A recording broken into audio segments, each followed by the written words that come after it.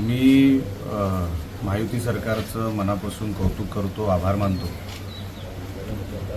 अनेक वर्षांपासूनची ही मागणी आहे। 2013 नंतर कोकणाला एवढा मोठा निधी आंबा आणि काजू शेतकऱ्यांना मिळाला।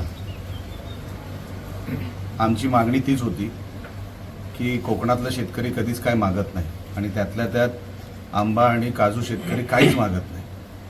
त्यांच्या मागणीला आवाज नव्हता आणि म्हणून जे काही मी सभागृहामध्ये मांडू शकलो ते मी त्यांची बाजू घेतली आणि सरकारचं मनाचं मोठेपण की सरकारने पण तात्काळ लगेच त्याला मान्यता दिली। ही जी रक्कम आली आहे ह्याच्यानंतर विम्याची रक्कम येणार आहे।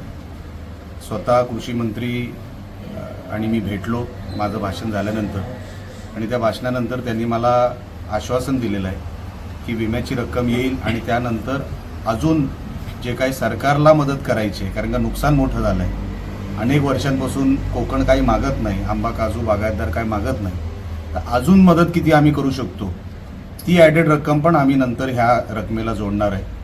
तर उद्या पुरवणी मागण्यांचा दिवस आहे आणि कृषी हा विषय पुरवणी मागण्याचा एक विभाग आहे। तर उद्या माझ्या भाषणामध्ये मी परत सरकारला विचारणार आहे की नेमके ते पैसे कधी येतील आणि विम्याची रक्कम कधी येईल। पण मी सरकारचा मनापासून आभार मानतो की सरकारने एका आमदाराची दखल घेतली आणि लगेच 12 तासाच्या आत निकाल दिला आणि कोकणाला न्याय दिला। त्याबद्दल मी सरकारचे मनापासून आभार मानतो।